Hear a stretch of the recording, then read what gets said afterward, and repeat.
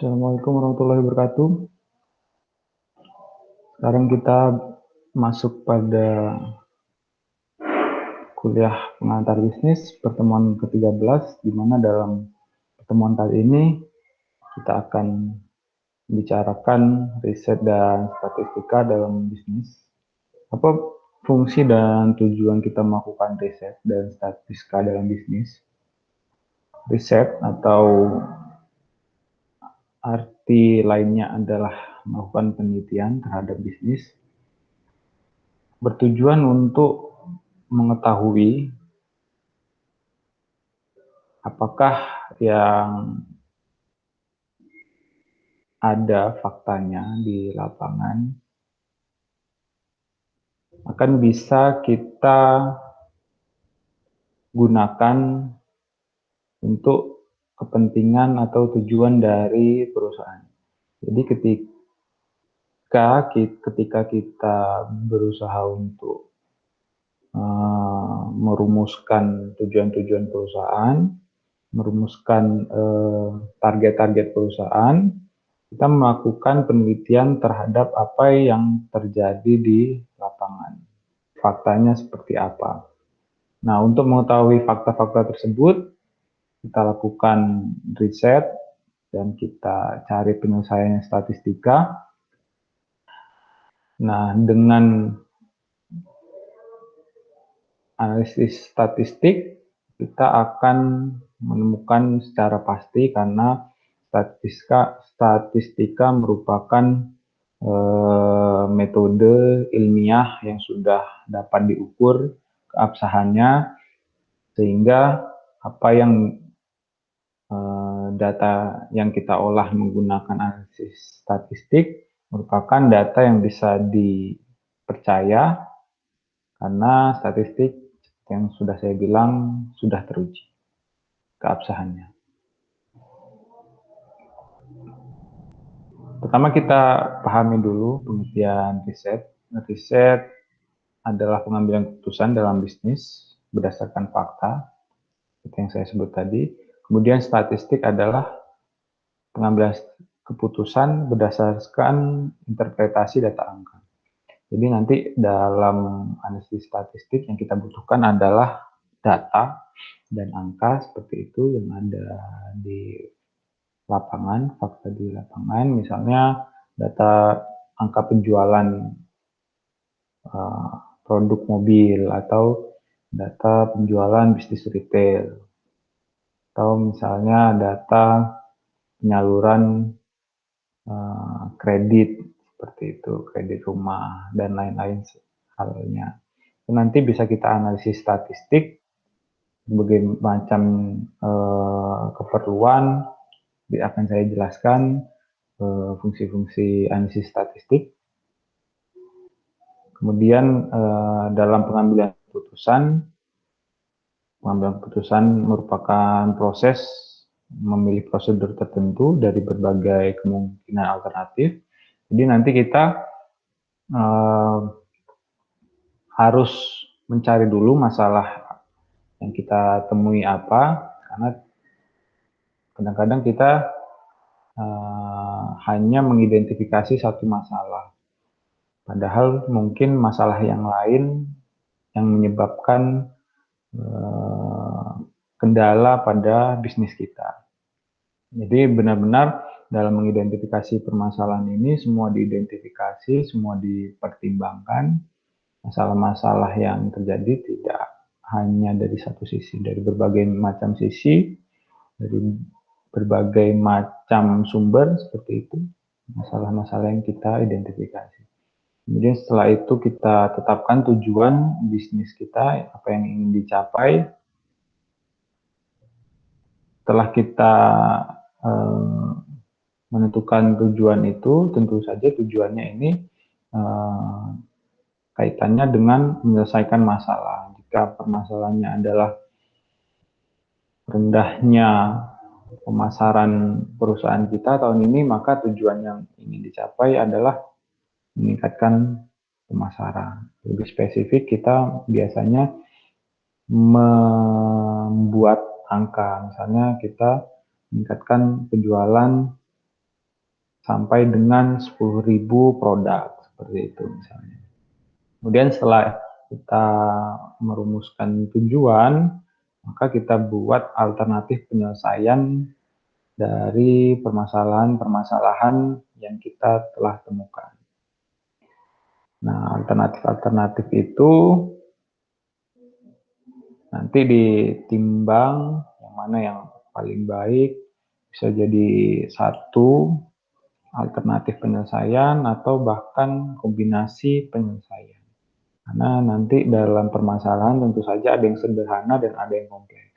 Jika ada permasalahan yang kompleks, tentu alternatif penyelesaiannya adalah alternatif kombinasi. Berikutnya adalah metode ilmiah. Statistik dan riset erat hubungannya dengan metode ilmiah, di mana metode ilmiah ini menggunakan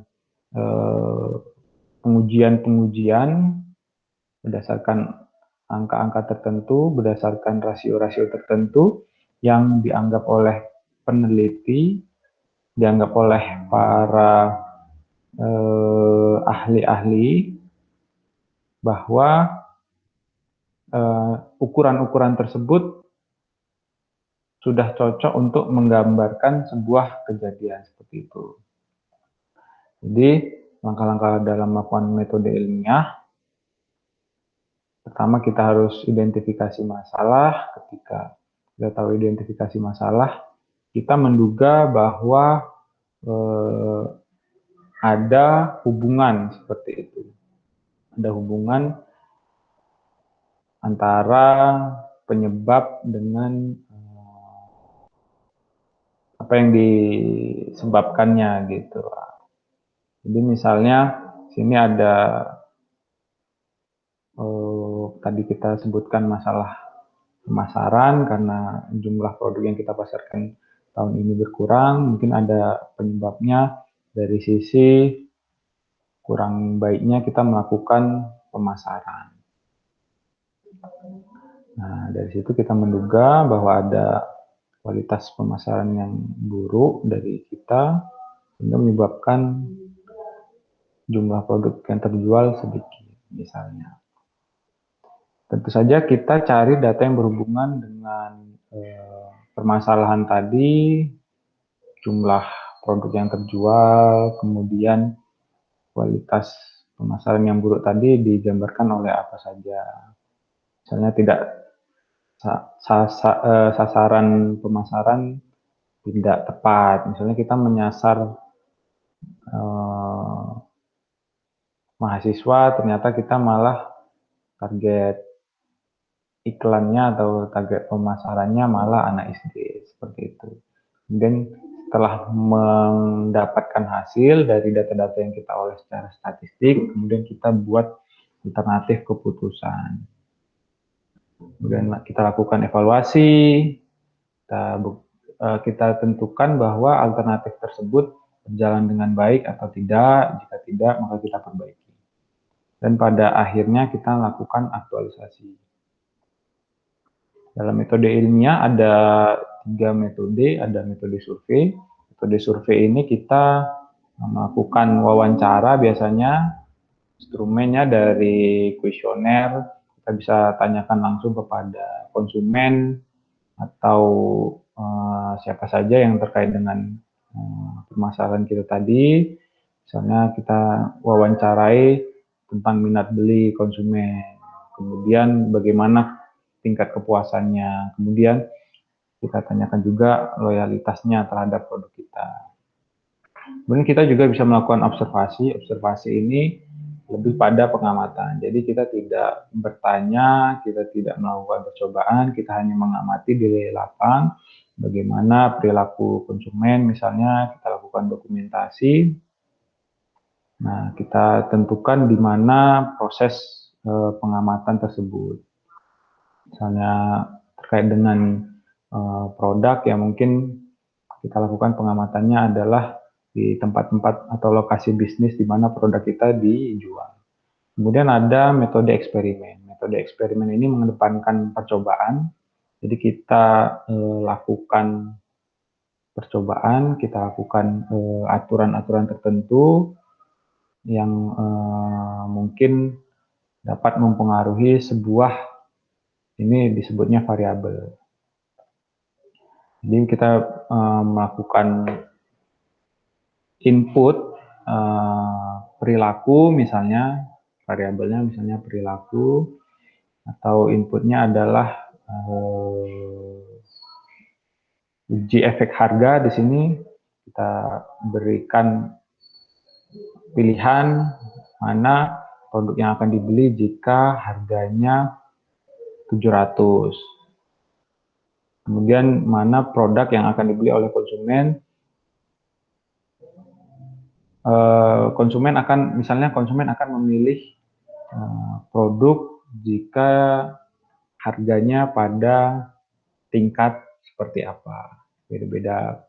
Beda-beda nanti ada konsumennya. Jadi ada konsumen yang akan ditanyai tentang perilakunya, tentang preferensinya terhadap sebuah produk jika harganya berbeda-beda. Seperti itu. Berikutnya adalah peranan riset. Peranan riset dari penelitian produk yaitu kita dapat memperbaiki kualitas produk kita, kemudian dapat menciptakan produk baru. Peranan riset terhadap penelitian pemasaran, kita dapat meningkatkan penjualan, meningkatkan kepuasan dan loyalitas. Perannya dalam SDM, kita dapat meningkatkan kinerja karyawan. Kemudian dalam penelitian keuangan, kita dapat menganalisis investasi, kita dapat menginvestasikan uang kita pada portofolio jenis apa. Kemudian dalam forecasting kita dapat memutuskan didasarkan pada apa yang terjadi esok atau selanjutnya. Kita dapat dalam riset kita dapat menganalisa tren. Pertama, kita bisa menganalisa kecenderungan. Analisa kecenderungan ini didasarkan pada keadaan masa lalu untuk meramalkan masa yang akan datang. Sehingga ini walaupun peramalan, tapi kita didasarkan pada data, didasarkan pada metode, sehingga peramalan yang dilakukan kita harapkan mendekati kebenaran. Seperti itu. Jadi mungkin ada pembelian dari tahun-tahun sebelumnya, jadi kita ramalkan pembelian di tahun berikutnya akan seperti apa. Kemudian korelasi ini adalah hubungan. Tadi bagaimana hubungan antara sebuah variabel dengan variabel yang lainnya. Jadi ada keputusan pembelian, misalnya bagaimana hubungannya dengan kepuasan konsumen.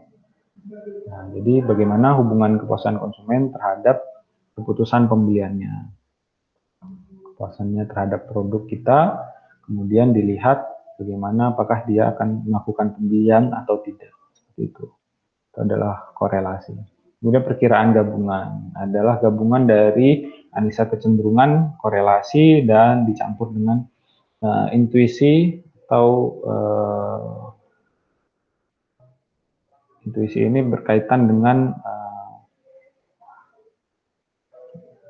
seperti pengalaman, campuran pengalaman, kemudian tebakan oleh manajer terhadap apa yang akan terjadi.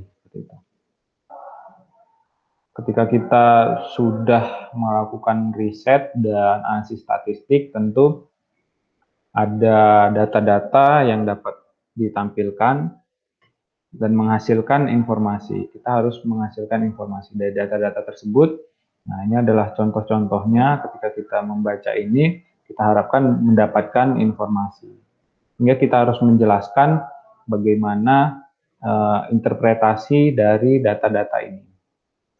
Jadi dari data-data ini kita harus menginterpretasi sehingga menghasilkan informasi.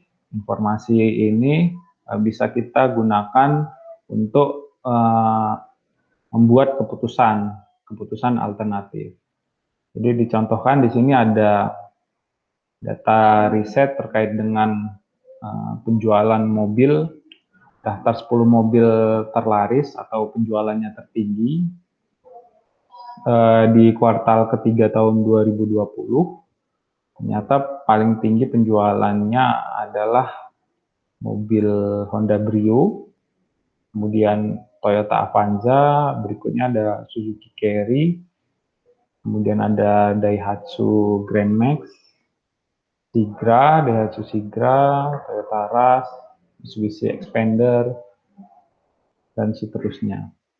Nah, jadi ketika kita lihat di sini, apa saja interpretasinya? Ini bahwa penjualan Honda Brio Satya merupakan penjualan tertinggi pada kuartal ketiga tahun 2020.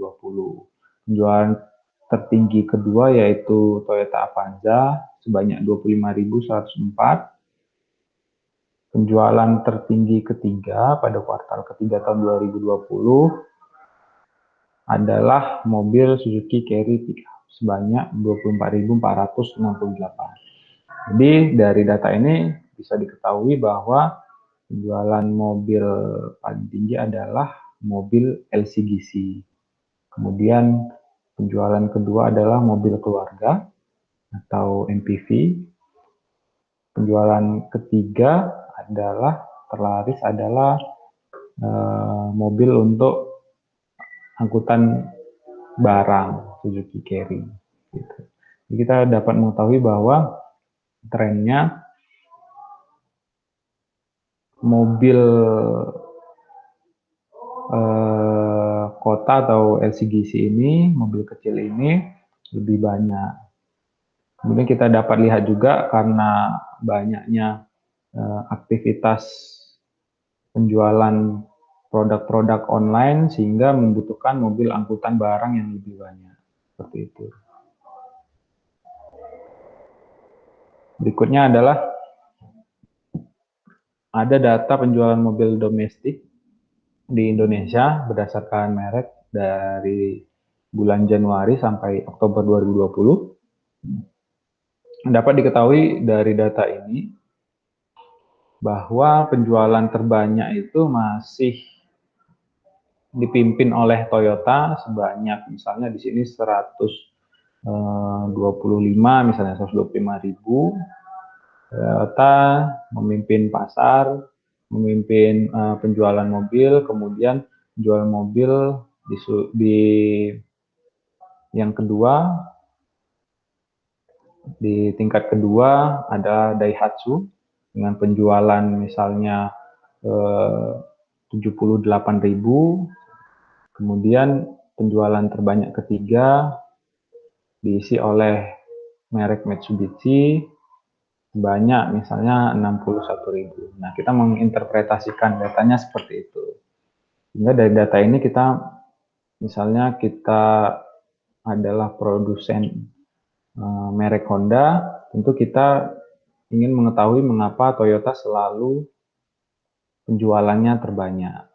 Kita harus melakukan strategi apa dari data ini. Kita misalnya ingin menyusul penjualan dari Toyota. Ini penjualan Toyota 130.000 misalnya.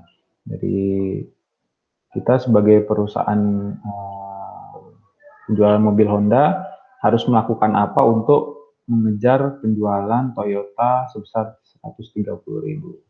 Seperti itu.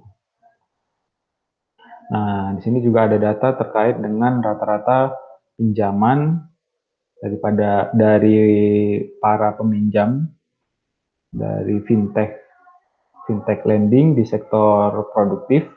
Jadi ada perusahaan fintech ini adalah perusahaan startup dalam bidang finansial yang meminjamkan uang yang mungkin kalian lebih kenal dengan pinjaman online.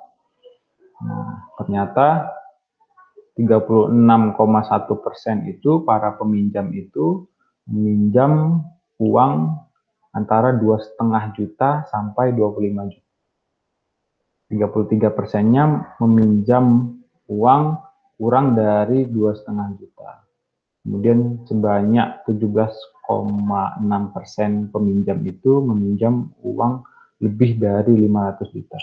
Jadi dapat kita ketahui bahwa banyak masyarakat yang meminjam dari pinjaman online itu dengan kisaran pinjaman 2,5 juta sampai 25 juta.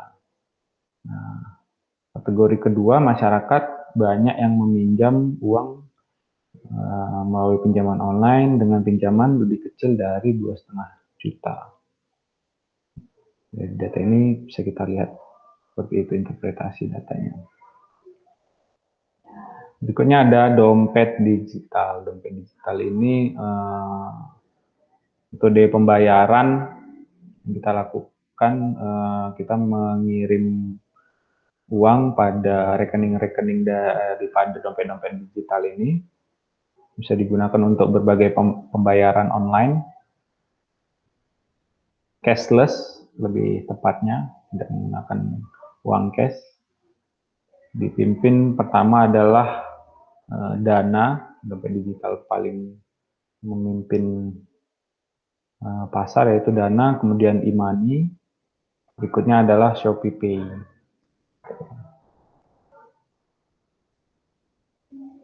Nah, ini adalah jumlah rata-rata pengunjung bulanan e-commerce di Indonesia mulai dari Mei tahun 2019 sampai Mei 2020. Ada 4 e-commerce. Pertama Tokopedia, Bukalapak, Shopee, dan Lazada. Dapat dilihat bahwa pada bulan Mei Tokopedia masih memimpin pasar, jualannya sekitar 140 juta. Kemudian sampai Mei 2020 ternyata Lazada disusul oleh Shopee, seperti itu. Kemudian pada Mei 2019 itu di posisi kedua sebenarnya ada Bukalapak, namun sampai Mei 2020 Bukalapak mengalami penurunan sama seperti halnya Lazada. Dari Mei 2019 sampai Mei 2020 terus mengalami penurunan yang melakukan persaingan penjualan itu ada Shopee dan Tokopedia. Tokopedia dan Shopee melakukan kejar-kejaran siapa yang melakukan sebagai pemimpin pasar. Nah, itu adalah contoh-contoh bagaimana kita menginterpretasikan data menjadi informasi sehingga para manajer, pada stakeholder memahami apa data yang kita sampaikan. Itu adalah supaya kita memberikan informasi. Ya, cukup perkuliahan hari ini. Kita lanjutkan minggu depan. Kuliah saya cukupkan. Apabila ada kekurangan, mohon maaf. Assalamualaikum warahmatullahi wabarakatuh.